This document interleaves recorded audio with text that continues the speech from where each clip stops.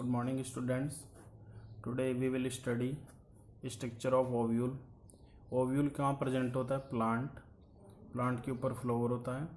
Flower के अंदर female reproductive part होता है गाइनोशियम की ईच यूनिट को कार्पेल बोलते हैं.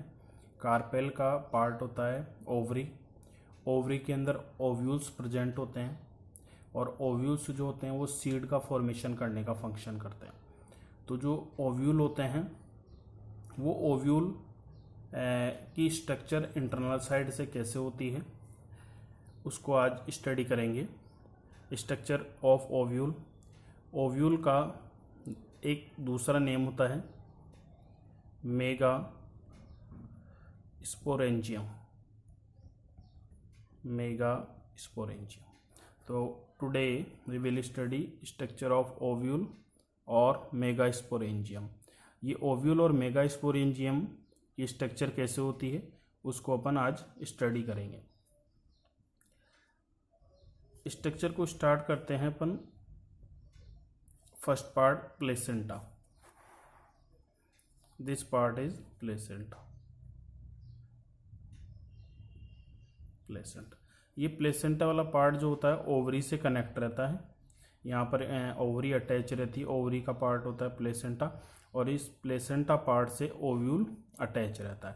ये प्लेसेंटा का फंक्शन होता है. प्लेसेंटा क्या कर देता है? ओवरी के अंदर जो न्यूट्रिशन होता है उस न्यूट्रिशन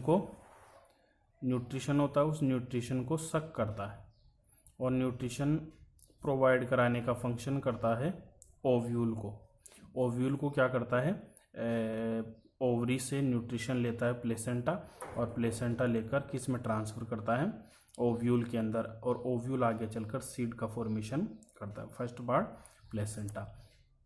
प्लेसेंटा ओव्यूल को कनेक्ट कराता है. ओव्यूल को कनेक्ट कराने वाला पार्ट ओव्यूल का पार्ट होता है जो कि प्लेसेंटा से कनेक्ट कराता है. उस पार्ट को अपन बोलते हैं फ्यूनिकल जो पार्ट होता है वो फ्यूनिकल पार्ट क्या कराता है? प्लेसेंटा से ओव्यूल को कनेक्ट कराने का फंक्शन करता है. तो ये सिलेंड्रिकल स्ट्रक्चर होती है. एक सिलेंड्रिकल स्ट्रक्चर जो कि क्या करती है? प्लेसेंटा से ओव्यूल को कनेक्ट कराने का फंक्शन करती है. अब फ्यूनिकल ओव्यूल से जिस पार्ट ओव्यूल से कनेक्ट रहता है तो जहाँ कनेक्ट रहता है उस पार्ट को अपन बोलते हैं हाइलम. प्लेसेंटा ओवरी से कनेक्ट कराता है और न्यूट्रिशन सप्लाई कराता है किसको? ओव्यूल को. प्लेसेंटा फ्यूनिकल के थ्रू ओव्यूल से कनेक्ट रहता है. फ्यूनिकल ओव्यूल से जिस पार्ट से कनेक्ट रहती है उस पार्ट को अपन बोलते हैं हाइलम. कभी कभी क्या होता है? ओव्यूल जो होता है अपने जहाँ पर हाइलम से अटैच रहता है या फ्यूनिकल से अटैच रहता है तो वहाँ पर एक स्वेलन स्ट्रक्चर डेवलप करता है. एक स्वेलन पार्ट डेवलप कर लेता है. इस स्वेलन पार्ट को अपन बोलते हैं रेफे और रेफी. ये रेफी स्ट्रक्चर होती है. ये ओव्यूल डेवलप करता है. ओव्यूल कई बार यहाँ पर स्वेलन डेवलप कर लेता है और स्वेलन डेवलप करके यहाँ पर हाइलम के पास में एक स्वेलन स्ट्रक्चर दिखाई देती है जिसको बोलते हैं अपन रेफे. इस फ्यूनिकल के अंदर से होते हुए वेस्कुलर टिश्यू जाते हैं. वेस्कुलर टिश्यू का क्या फंक्शन होता है? वेस्कुलर टिश्यू का फंक्शन होता है कि जो प्लेसेंटा न्यूट्रिशन लेकर आ रहा है उस न्यूट्रिशन को लेकर ऑल ओवर ओव्यूल के अंदर ट्रांसफ़र करना. मेगास्पोरेंजियम में और ओव्यूल के अंदर क्या करना? ट्रांसफ़र कराने का फंक्शन करता है. नेक्स्ट पार्ट आता है अपना न्यूसेलस. ये वाला जो पार्ट आपको दिख रहा है ये न्यूसेलस पार्ट होता है. न्यूसेलस जनरली पैरेन्काइमेटस सेल से बना होता है. पैरेन्काइमा वाली जो सेल्स होती हैं वो सेल्स जो होती हैं वो न्यूसेलस का फॉर्मेशन करती हैं. न्यूसेलस जो होता है वो एम्ब्रियोसेक को कवर करके रखता है. ये वाला पार्ट होता है एम्ब्रियोसेक.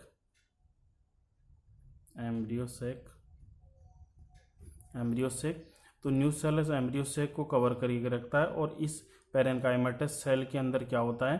पैरेन्काइमेटस सेल जो होती हैं उन सेल के अंदर न्यूट्रिशन प्रेजेंट होता है, जो न्यूट्रिशन किसको प्रोवाइड कराया जाता है, एम्ब्रियो सेक को प्रोवाइड कराया जाता है। न्यूसेलस जो होता है वो चारों ओर से इंट्यूगुमेंट से कवर रहता है। ये वाला पार्ट होता है, इनको बोलते हैं इंट्यूगुमेंट्स। ये न्यूसेलस जो होता है इंट्यूगुमेंट से क्या होता है, कवर रहता है। अब जनरली इंट्यूगुमेंट जो होते हैं वो आगे चलकर सीड कोड का फॉर्मेशन करते हैं। आगे चलकर किसका फॉर्मेशन करते हैं, सीड कोड का फॉर्मेशन करेंगे। तो इंट्यूगुमेंट्स जनरली जो एंजियोस्पर्म प्लांट होते हैं उनके अंदर इंट्यूगुमेंट्स का नंबर जनरली 2 होता है। तो अगर इंट्यूगुमेंट्स का नंबर अगर 2 है, इंट्यूगुमेंट्स का नंबर अगर 2 है तो ऐसी कंडीशन को अपन बोलेंगे बायटैगमिक। ऐसी कंडीशन को अपन बोलेंगे बायटैगमिक। अगर ओव्यूल के अंदर इंट्यूगुमेंट्स का नंबर 2 है, जैसे 1 लेयर ये 1 लेयर ये, तो ऐसी कंडीशन को अपन बायटैगमिक के नेम से जानते हैं। अगर मान लीजिए नंबर ऑफ इंट्यूगुमेंट्स 1 हो, एक सिंगल लेयर में प्रेजेंट हो, तो ऐसी कंडीशन को अपन कह देंगे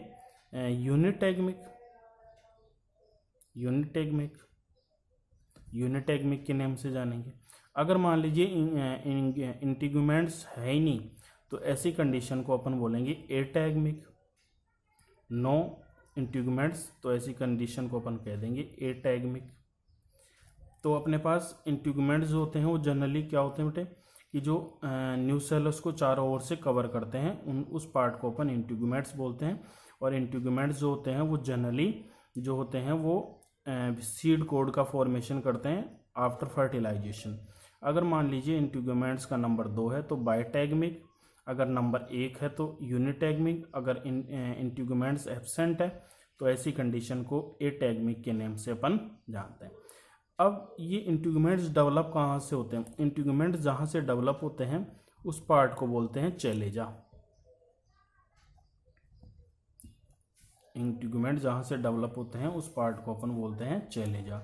ये चैलेजा वाला पार्ट जो होता है ये जनरली जो होता है ये इंट्यूगुमेंट्स को डेवलप कराने का फंक्शन करता है।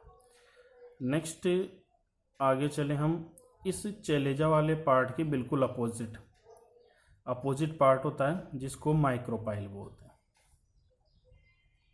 माइक्रोपाइल यहाँ से पोलन ट्यूब एंट्री करेगी। जनरली 80% जो प्लांट होते हैं एंजियोस्पर्म के, उनके अंदर पोलन ट्यूब की एंट्री माइक्रोपाइल से होती है। तो चैलेजा के अपोजिट वाला पार्ट जो होता है उसको माइक्रोपाइल बोलते हैं। और माइक्रोपाइल वाला पार्ट जो होता है वहाँ पर इंट्यूगुमेंट्स की लेयर एब्सेंट होती है। इंट्यूगुमेंट्स का जो लेयर होता है वो नहीं प्रेजेंट होता, और इस पार्ट को अपन माइक्रोपाइल का नेम देते हैं। और यहाँ से जो पोलन ग्रेन पोलन ट्यूब बनाएगा वो यहाँ से 80% प्लांट्स में यहाँ से एंट्री करती है। नेक्स्ट पार्ट अपन स्टडी करेंगे कि जो एक न्यूसेलस की जो सेल होंगी वो हमेशा डिप्लॉयड फॉर्म में होंगी। ध्यान रखना है अपन को, न्यूसेलस की जो सेल्स होती है पेरेन्काइमेटस वो डिप्लॉयड फॉर्म में होंगी। नेक्स्ट टॉपिक स्टार्ट करें तो न्यूसेलस के अंदर की ओर, न्यूसेलस के हम अंदर चलें तो न्यूसेलस के अंदर की ओर एक पार्ट होता है जिसको अपन बोलते हैं एम्ब्रियोसेक। एम्ब्रियोसेक के अंदर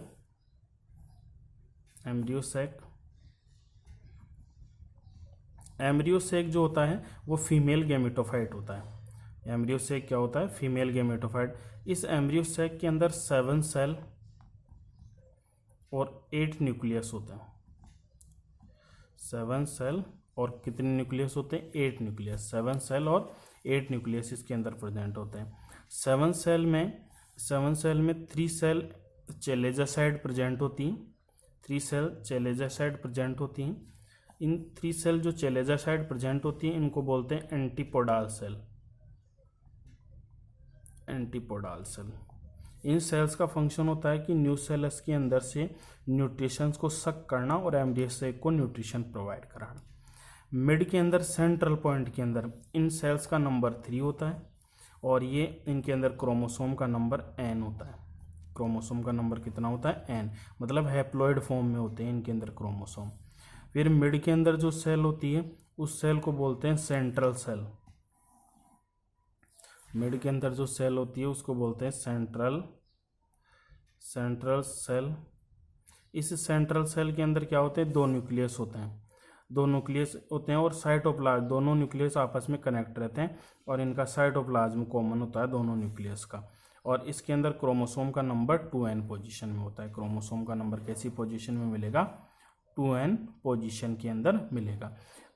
आफ्टर फर्टिलाइजेशन के बाद जो सेंट्रल सेल होती है वो फर्टिलाइजेशन के बाद जो होती है वो सेकेंडरी न्यूक्लियस बनाती है।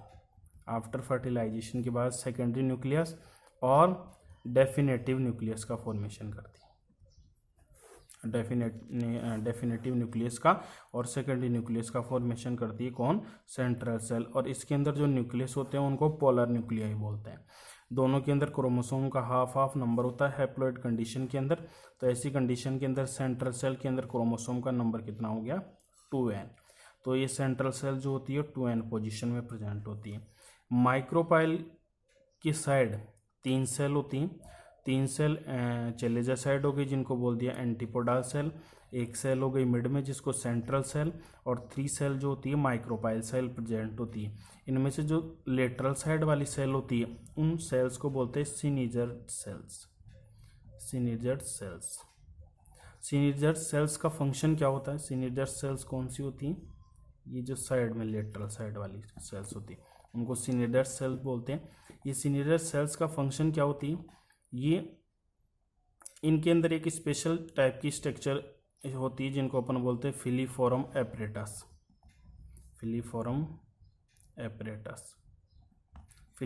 एपरेटस क्या करते हैं, कुछ स्पेशल टाइप के केमिकल सिक्रिएट करते हैं।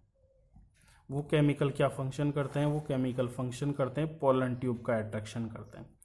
पोलन ट्यूब को माइक्रोपाइल साइड की तरफ अट्रैक्ट करने का फंक्शन करते हैं, माइक्रोपाइल साइड की ओर अट्रैक्ट करने का फंक्शन करते हैं जिससे फर्टिलाइजेशन का प्रोसीजर कंप्लीट हो सके।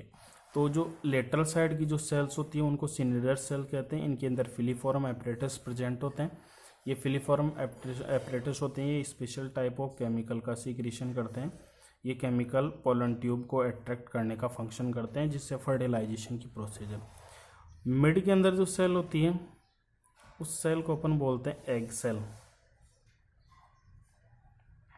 मिड के अंदर जो सेल होती है उस सेल को अपन बोलते हैं egg cell. Egg cell plus synergid cell दोनों कंबाइंड होकर इन दोनों को अपन बोलते हैं एग एपरेटस। इसमें से एग ले लिया और इसमें फिलीफोरम एपरेटस होते हैं तो एपरेटस इसमें से लिया, तो इनको सिनिजर्ड सेल प्लस एग सेल जो होती है उनको एग एपरेटस के नेम से बोलते हैं। इसके अंदर क्रोमोसोम का नंबर n, इसके अंदर भी क्रोमोसोम का नंबर n होता है। ऐसे दोनों के अंदर क्रोमोसोम का नंबर जो होता है वो nn प्रेजेंट होता है। तो ये थी स्ट्रक्चर ऑफ ओव्यूल और मेगास्पोरेंजियम।